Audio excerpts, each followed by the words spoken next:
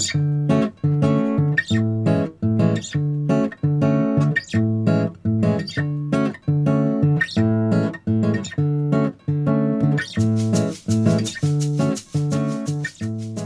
is Saturday, December 27th. This video is about my current work in progress that was supposed to be done by Christmas, which was 2 days ago, and at this point in time is less than halfway finished.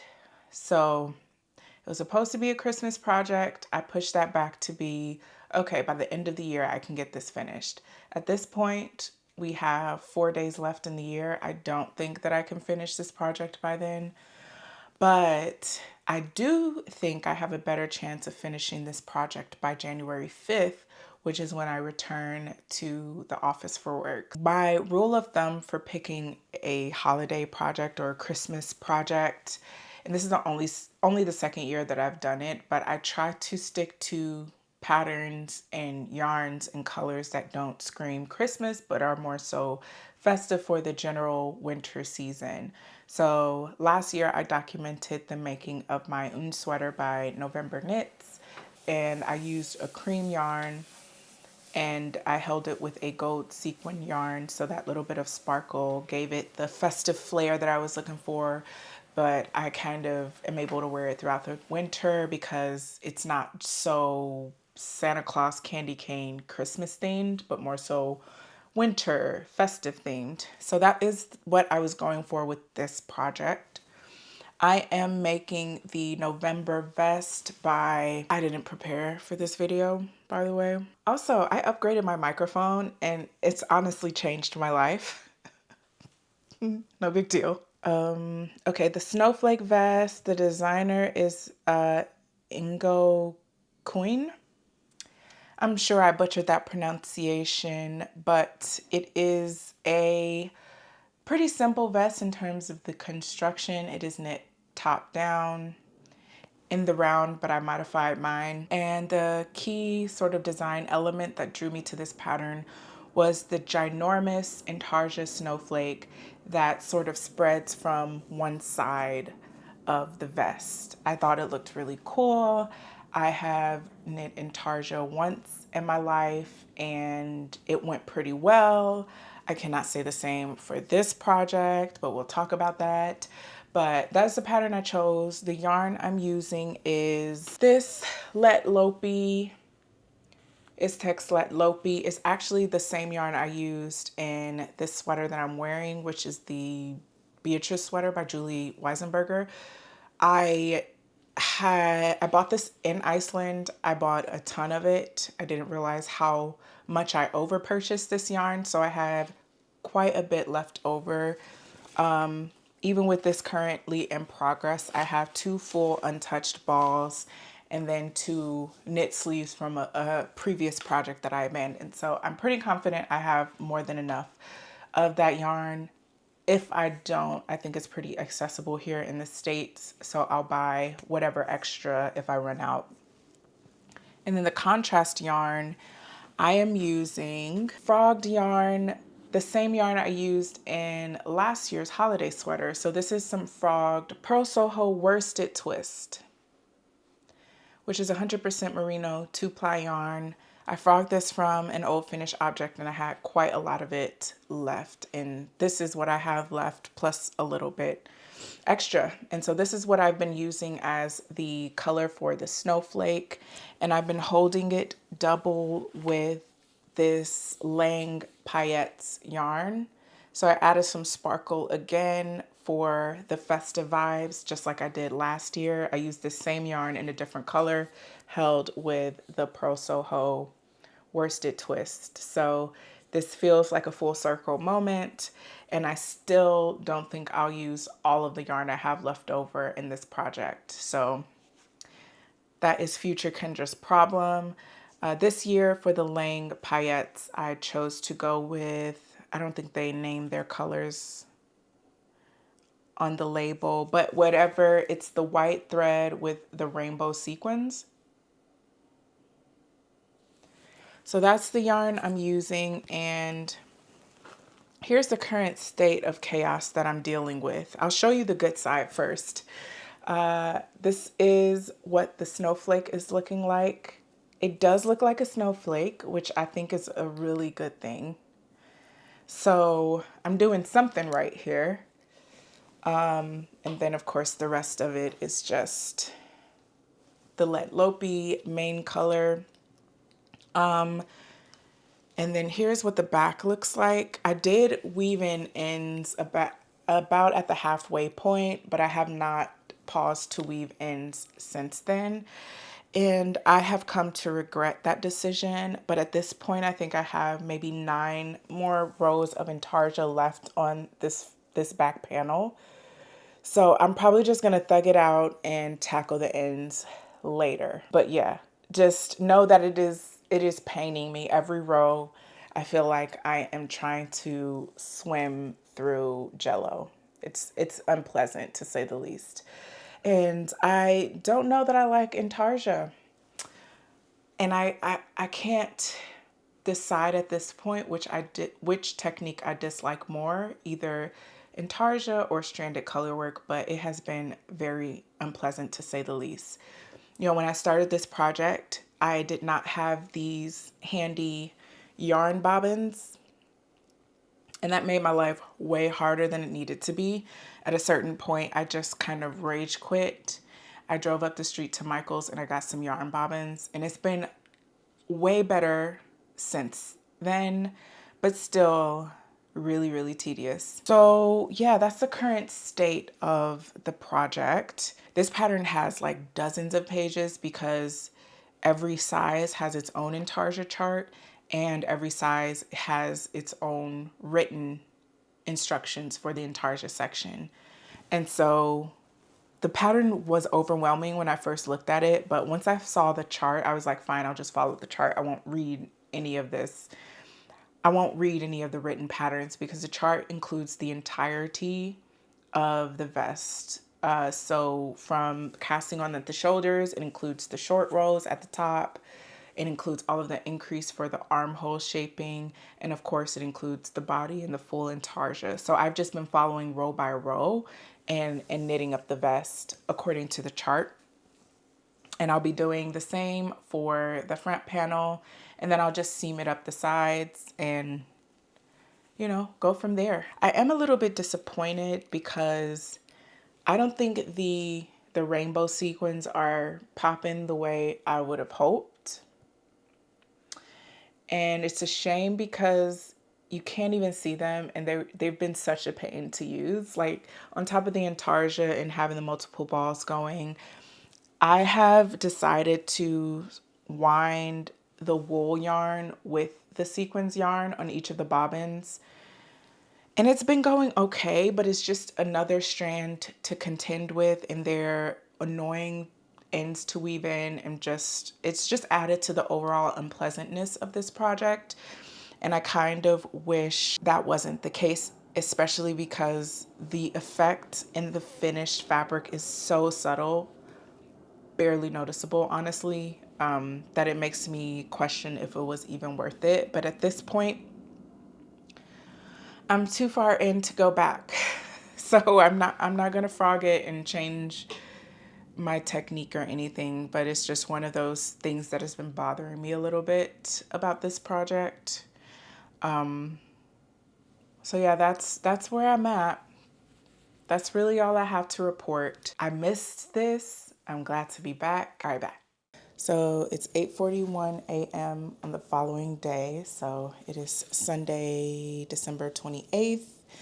And last night, really yesterday evening, I think it was like before 7 p.m., I finished the back panel. Wow, it looks like a snowflake. You know, when you're in the thick of knitting something like this and all you can see is a crazy mess of loose ends with no end in sight, it's hard to appreciate how good it looks. And in a lot of ways, it doesn't look good until it's done. So before I even started knitting yesterday, I took some time to weave in all of the loose ends that I could because there were a lot of them. And that took me a decent amount of time. And after that, I got to knitting. I finished the intarsia chart and I did the body ribbing, which is just a basic 1x1 ribbing. I have not bound off yet. I considered doing a sewn bind off, but honestly, I think I'm just going to do a standard knitted bind off on the right side. I think it looks pretty good. I'm pretty confident that the fit is going to be what I want it to be. Today, I'll obviously bind off the body on the back panel and get started on the front panel.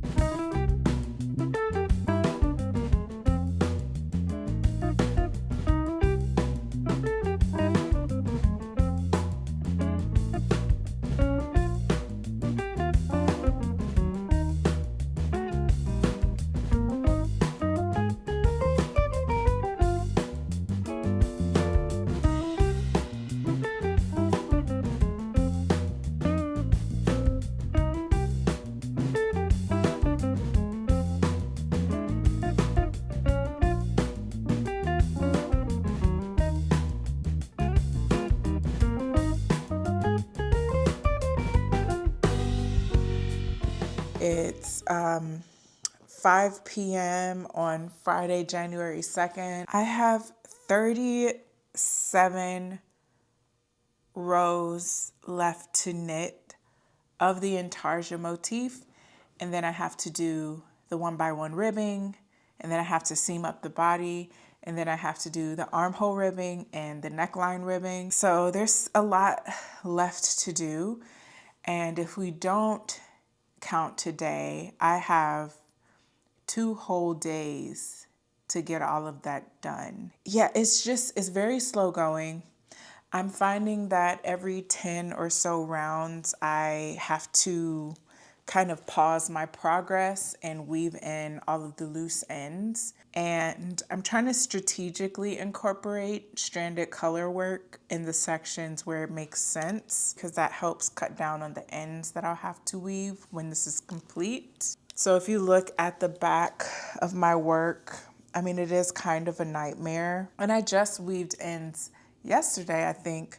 So all of the ends I have are from yesterday's progress.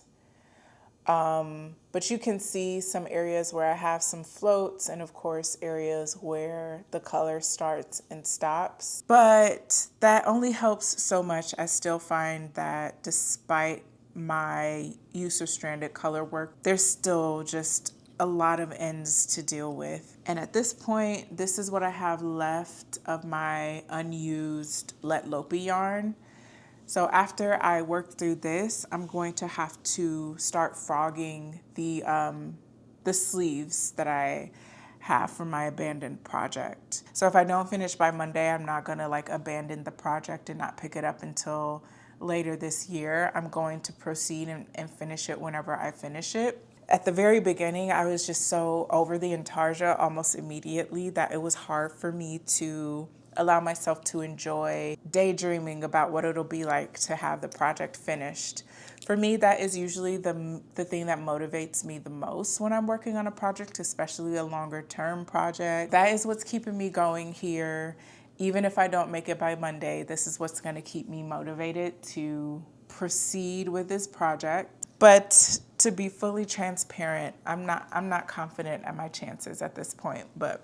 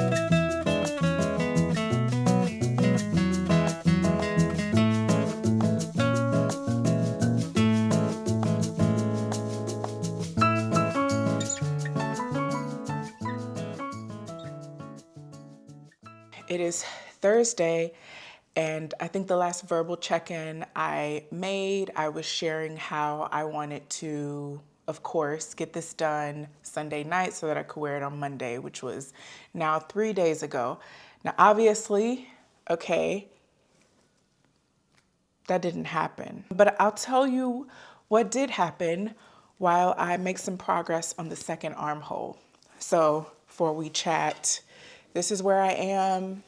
The body is seamed. Armhole 1 is complete. Armhole 2, I think I have 3 rounds before I can bind off. And then all I'll have left is to knit the neckline ribbing and also weave in this like monstrosity of loose ends. I love that for me, right? Like, this is every knitter's dream. Paradise. This is what I'm looking at in terms of yarn. This should be more than enough to do the neckline because I don't plan on doing the tall mock neck that the pattern calls for. Some of it got tangled and I kind of just threw it to the side and hoped that what I was able to wind up was enough for me to finish the project. And based on what I have here, I can safely assume that I would not have to go through the nightmare of untangling that mess of yarn. I was doing my best to forge ahead and finish this project Sunday night so that I could wear it to work on Monday. It was like maybe 7 or 8 p.m., which isn't late, but I had a sizable list of things that I still needed to do. And so at a certain point, I was knitting on the first armhole and I was like, what am I doing? Why am I bending over backwards to get this project done to wear to work on Monday? Like, who cares? And you know, I have this habit of setting arbitrary deadlines for myself, not just in knitting, but in other areas of my life. And every now and then that arbitrary deadline will kind of get in the way of other life things that I need to do and that are objectively more important than, in this case, knitting. And so I had that light bulb moment on Sunday night and I decided that, you know, I was going to put it down for that time and get up and do the other things that I knew I needed to do. And once I finished those things, I would reassess and figure out if it's worth me putting in the time to finish it that night. Obviously, I made the decision that it was not important enough. I don't think I touched this project for another day or two after Sunday night. So yeah, I just kind of made the executive decision not to move forward with it. And you know, I'm fine. Like, it's okay. I don't even feel slightly bad for it. And I don't know why I always do that to myself, because the minute I impose a deadline, I just kind of lose steam on a certain level. And deadlines are fine if I'm aiming to finish it by a certain point for like a fun reason, or, you know, in a way that it's not going to drop responsibilities in other areas of my life. That's fine. But when it starts to get in the way of my actual real life outside of knitting, that's when I have to have an honest conversation with myself.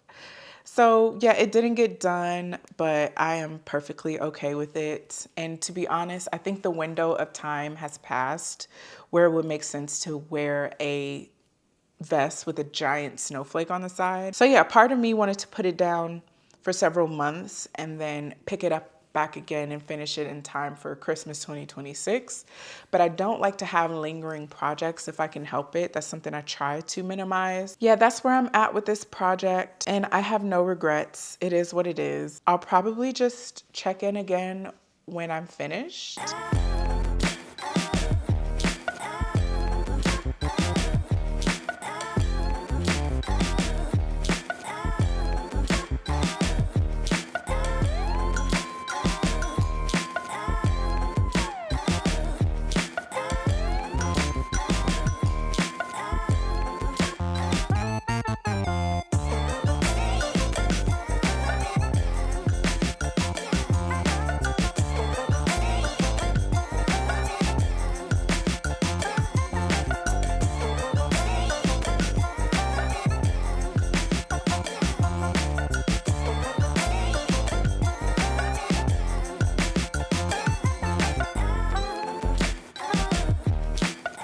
You might have noticed I employed a cheat code with my blocking. Normally I will do a full wet block, the whole 9. And honestly, I didn't want to. I'm really happy with how this turned out. And I'm looking forward to getting some wear out of this in the upcoming holiday season. I did 2 modifications. One is I knit this in panels and seamed it up the sides. For me, that was just to make for a less annoying knitting process. So I essentially cut the intarsia down the middle and I added an extra stitch, a selvage stitch that I would use to seam up the sides so that my finished motif is as intended and the pattern is written. And the seaming looks pretty neat, so I don't think it is super obvious that I seamed this up the side. I can definitely feel it when I press on the fabric, but visually, I got the exact same result that I would have gotten if I knit it in the round. So I'm really happy I did that. And that made my knitting process easier because I was only knitting half of the intarsia chart at the time. So I had half as many bobbins, half as many loose ends at a time. And the other minor modification I made was with the neckline. So I picked up stitches and knit as instructed. And the only modification with the neckline that I made was to knit it considerably shorter. So if you look at the sample pictures, you notice a more dramatic neck, more of a mock neck and less of a crew neck. This way I can wear it over collared shirts or by itself and not have that suffocating feeling I get when things are too high and tight on my neck. So I hope you have enjoyed this journey. And let me know if you like this pattern and you want to knit one for yourself for next holiday season. I would love to hear about it. And yeah, thanks for watching. Bye.